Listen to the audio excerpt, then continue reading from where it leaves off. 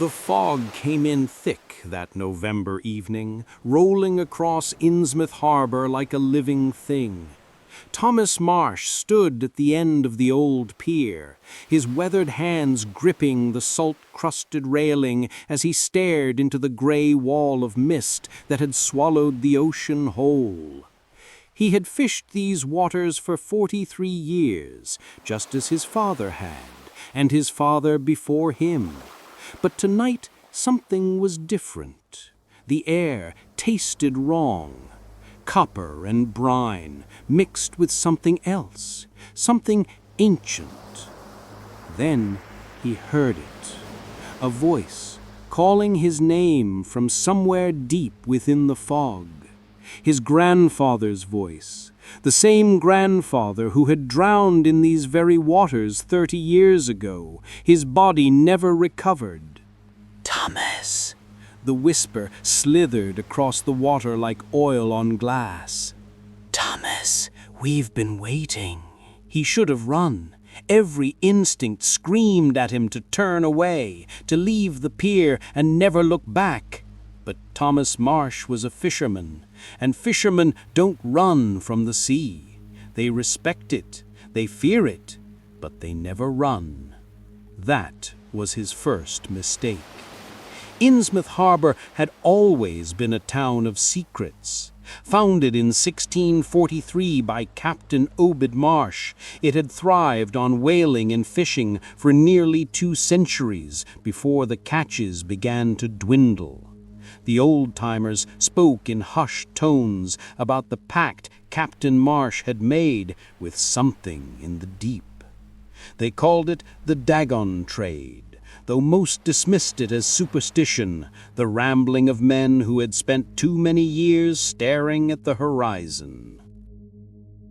But there was another story, one that the town tried to forget. The story of Dagon's Hollow.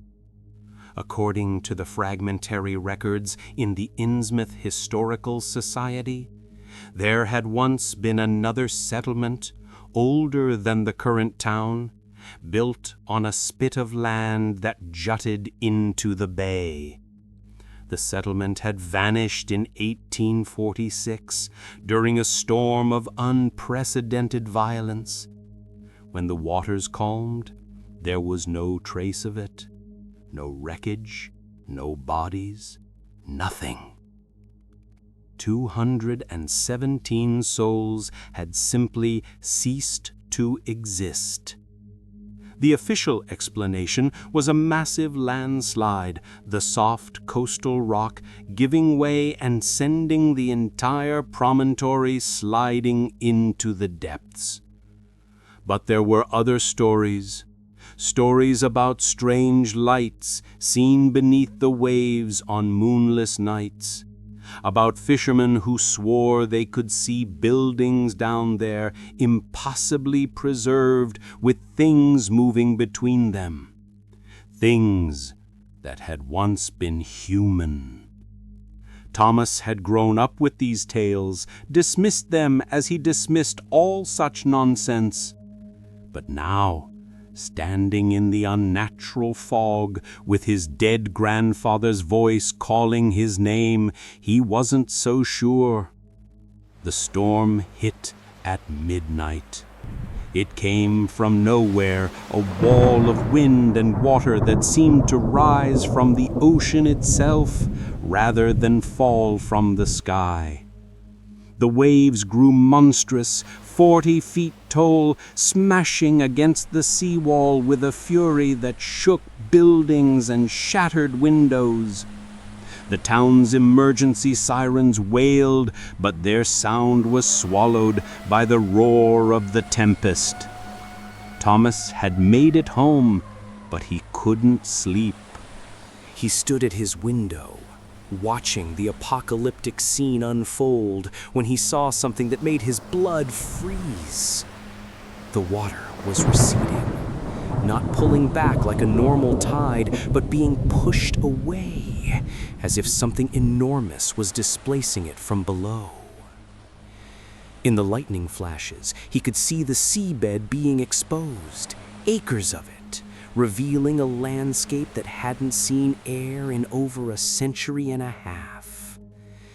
And there, rising from the muck and kelp, were buildings. Stone buildings covered in barnacles and draped with seaweed, but intact, impossibly intact. Houses with peaked roofs, a church steeple, even what looked like a town square. Dagon's Hollow. It was returning. By dawn, the storm had passed, but the impossible sight remained. The vanished town sat exposed on the mudflats, surrounded by stranded fish and confused seabirds. The water hadn't returned.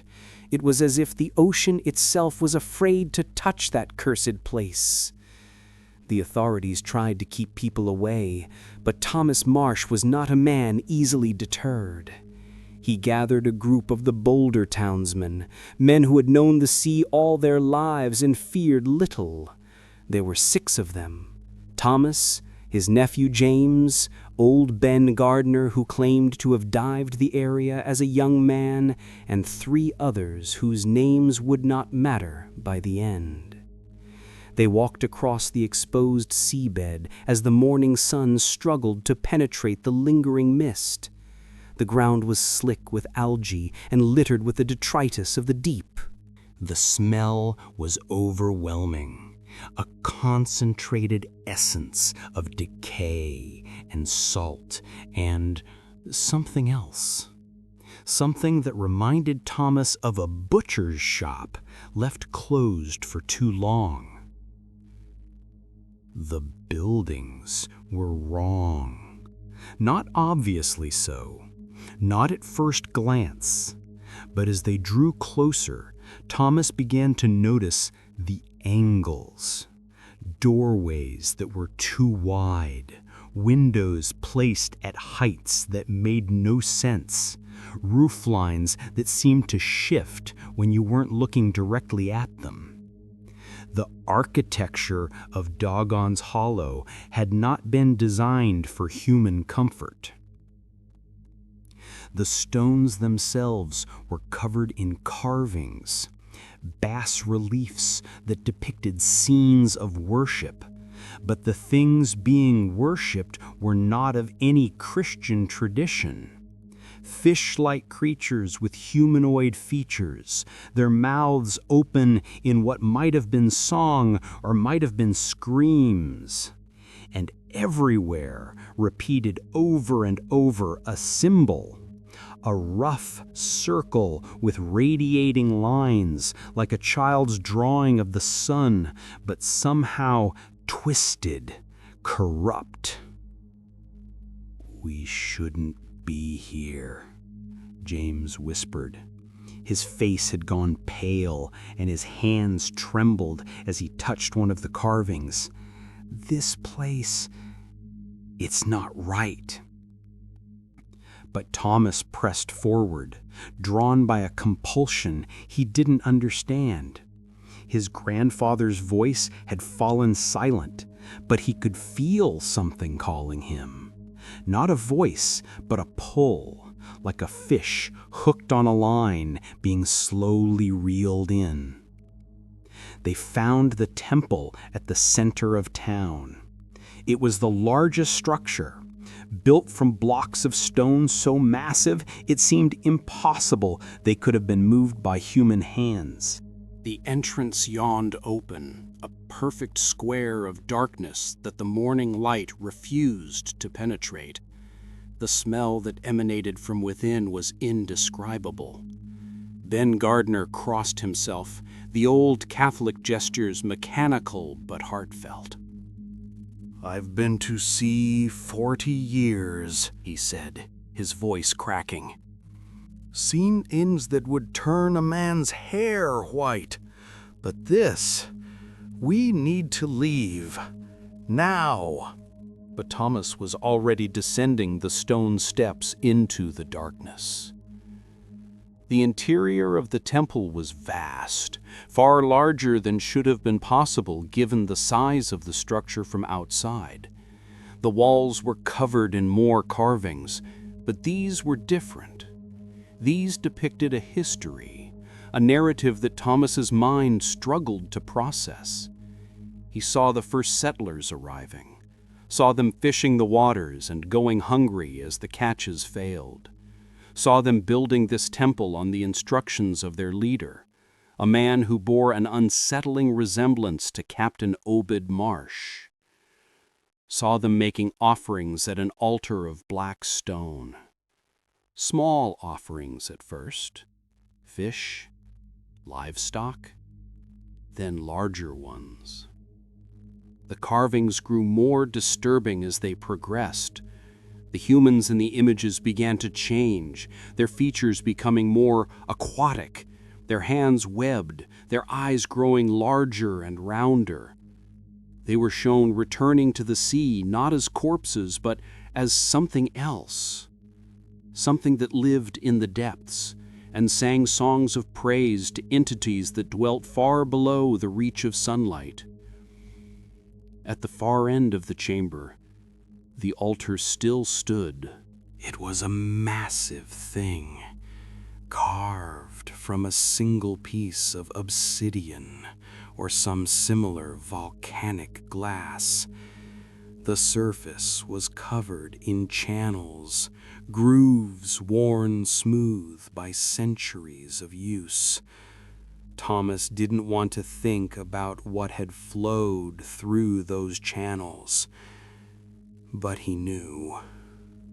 Around the altar, arranged in a circle, were statues, 7 of them, each depicting a humanoid figure in various stages of transformation. The first was almost entirely human. The 7th was barely recognizable as having ever been so. And at the center of the circle, set into the floor, was a well. The well was perhaps 6 feet across, ringed with the same black stone as the altar. As Thomas approached, he could hear water far below, moving with a rhythm that didn't match any natural current. It sounded almost like breathing, like something massive, drawing breath in the darkness beneath the earth. His companions had followed him down, though their faces showed they wished they hadn't. They stood in a loose group, staring at the altar and the statues with expressions of mingled horror and fascination. James had his phone out, taking pictures, though Thomas doubted the images would capture the true wrongness of this place. That's when they heard the singing. It came from the well, echoing up from impossible depths. Not words in any language Thomas recognized, but sounds that bypassed his ears and resonated directly in his bones. The song was old, older than the drowned town, older than human speech itself. It spoke of depths beyond imagining, of pressures that would crush a man like an eggshell, of things that had swum in primordial oceans before the first fish crawled onto land. And it spoke of hunger, a hunger that had been patient for 169 years. The water in the well began to rise, not flowing, but ascending as if being pushed from below. It was thick and dark, more like oil than seawater, and it brought with it a smell that made Thomas's stomach heave. The singing grew louder, and now he could hear multiple voices, all harmonizing in that terrible non-language. "Run!" Ben Gardner screamed, but his warning came too late. The water erupted from the well in a geyser, not falling back down, but spreading outward, coating the floor, the walls, the altar. And in the water, Thomas could see shapes, writhing, swimming, reaching shapes that defied geometry and sanity. They had too many joints, too many fingers, mouths that opened to reveal more mouths within. The men scattered, but in the vast chamber there was nowhere to run. Thomas saw one of his companions, a man named Richard, slip in the spreading water and fall. The shapes were on him instantly, pulling him down into a depth that shouldn't exist on the temple floor. His screams lasted only seconds before the water filled his lungs. Thomas ran for the entrance, his boots sliding on the slick stone, his heart hammering against his ribs. Behind him, he could hear James calling his name, could hear Ben Gardner praying in a broken voice. He didn't look back. He couldn't. He burst from the temple into the daylight, gasping for air that tasted clean after the charnel reek of the chamber below. But the horror wasn't confined to the temple. The entire town of Dagon's Hollow was changing. The water was returning, but it was wrong. It was the same thick, dark fluid that had erupted from the well, and it was flowing up from the ground itself, seeping from between the stones of the buildings, bubbling up from cracks in the street. And in the water, everywhere, were the shapes. They were emerging now, pulling themselves from the pools with movements that were somehow both fluid and jerky. As they rose, Thomas could see them more clearly, and he wished with every fiber of his being that he couldn't. They had been human once, perhaps.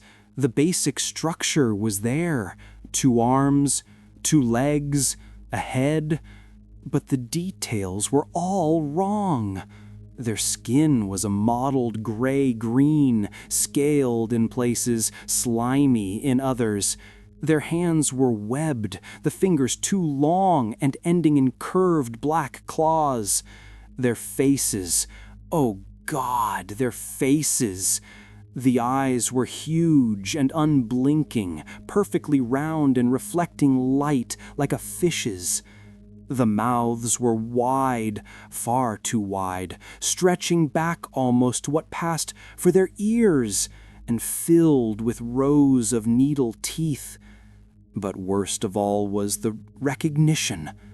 Thomas saw his grandfather's face in one of those things, preserved somehow, still recognizable despite the transformation. The creature that had been Nathaniel Marsh looked at him with those terrible eyes, and its too wide mouth stretched in what might have been a smile. "Thomas," it said, in a voice like gravel being dragged across glass, "we've been waiting for you, waiting for the bloodline to return. The covenant must be renewed." Thomas ran. He ran across the mudflats, his feet splashing through the spreading dark water, the singing voices rising behind him in a chorus of madness. He didn't look to see if anyone was following him. He didn't want to know. The town of Innsmouth proper was in chaos. People were fleeing inland, grabbing what possessions they could carry, their faces masks of terror. Some had seen what was emerging from Dagon's Hollow. Others had simply felt it, a wrongness in the air that triggered every instinct for survival. Thomas made it to his house, burst through the door, and locked it behind him, as if a lock could keep out what was coming.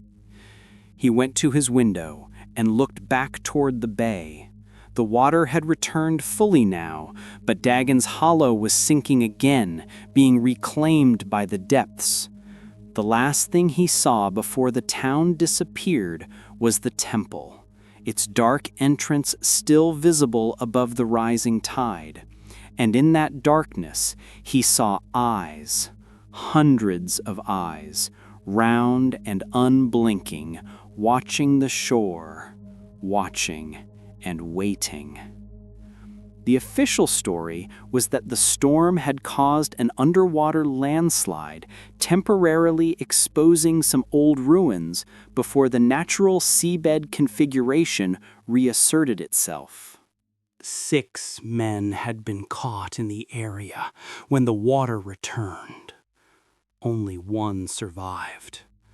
Thomas Marsh was found wandering the beach 3 miles from Innsmouth, incoherent and suffering from severe shock.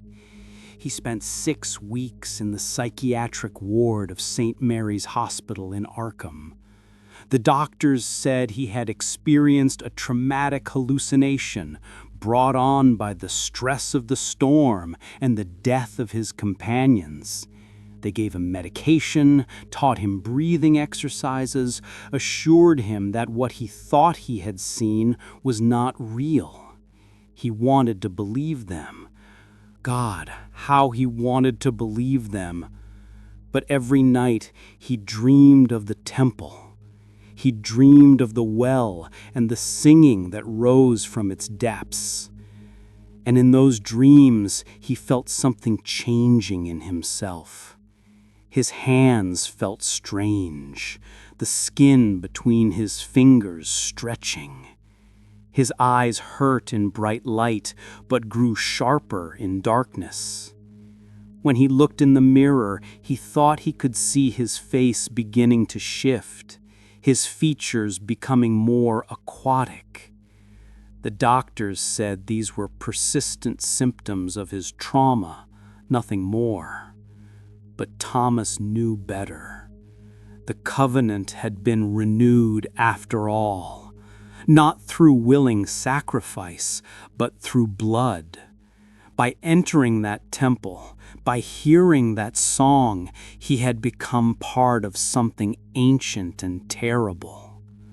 The transformation would be slow, they told him in his dreams. It might take years, but it was inevitable. One day, when his body completed its change, he would feel the call. And he would walk into the sea, down through the darkness, down to where Dagon's hollow waited in its true form, not as a drowned town, but as a living city, populated by things that had once been human, and now were something infinitely older. He would join them in their worship. He would sing in the darkness. And he would wait, as they all waited, for the stars to align, for the great sleeping things in the deepest trenches to awake, for the day when the water would rise not just to reclaim one cursed town, but to cover the entire world, returning everything to the primordial ocean from which it came. Thomas Marsh died 3 years later, drowning while swimming alone at night in Innsmouth Harbor.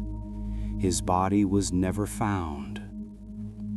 But on quiet nights, when the fog rolls in thick and the moon is dark, fishermen still report hearing voices from the water, voices singing songs that should not be heard by human ears, calling names, calling the descendants of Innsmouth's old families back to the sea, back to the covenant that was made so long ago. The town that vanished beneath the sea did not stay vanished. It merely waits. And in the deep places of the world, in the trenches where no light penetrates and the pressure would crush steel like paper, something stirs, something vast and patient and utterly inhuman. something that dreams of the day when all the world will be its temple and all of humanity will be its choir. The ocean remembers, and it is patient. Dagon's hollow sank again, yes, but it left something behind. A seed planted in the bloodlines of Innsmouth. A slow transformation that spreads with each generation. And when enough of those transformations are complete, when enough voices join the song, the water will rise again. Not as a storm, not as a temporary phenomenon, but as a permanent tide, reclaiming the land that the ocean has always considered its own. Thomas Marsh's last recorded words were spoken to a nurse on his final night at the hospital. She found them disturbing enough to note in his file, though the doctors dismissed them as continued delusion. He had gripped her hand with surprising strength and whispered, "Tell them not to go to Innsmouth. Tell them to stay away from the water, because we're down there now, all of us who heard the song, and every night we sing louder. Every night we call more names." The nurse who recorded those words quit her job 3 weeks later and moved to Arizona, as far from the ocean as she could get. She never explained why, but those who worked with her said she had developed an intense fear of water. She wouldn't even take baths, only showers, and she slept with every light in her apartment turned on. Some things once heard cannot be unheard. Some truths once glimpsed can never be forgotten. And some covenants once made bind not just the willing participants, but all who share their blood down through generations yet unborn. The town that vanished beneath the sea was called Dagon's Hollow, and it made a bargain with things that lived in the deep. It paid the price for that bargain, and it continues to pay, sending its sons and daughters back to the water, one by one, generation after generation. If you ever find yourself in a coastal town where the fishermen won't meet your eyes and the old families keep to themselves, if you hear voices in the fog calling names you don't recognize, if you see lights moving beneath the waves on moonless nights, leave. Leave immediately and do not look back, because the ocean remembers those who trespass on its secrets. And the town beneath the waves is always hungry for new voices to join its eternal song. They say that knowledge has a price, but some knowledge costs more than gold or years. Some knowledge costs your very humanity, transforming you into something that can survive where no human should exist, in the cold and crushing dark where ancient things dream terrible dreams. And the worst part is not the transformation itself. The worst part is that in the end you will not want to resist. The song is beautiful in its way, terrible and beautiful and utterly compelling. Those who hear it speak of a longing they cannot describe, a pull toward depths they cannot fathom, a desire to surrender everything they are, to become part of something infinitely older and stranger. The town vanished beneath the sea, but it did not die. It waits and it sings. And somewhere, right now, someone is hearing that song for the first time. Someone is standing at the edge of the water, listening to a voice that sounds like a loved one lost to the waves, feeling the first stirrings of a transformation they cannot imagine. The ocean remembers. The ocean waits. And when the time is right, the ocean will reclaim its own.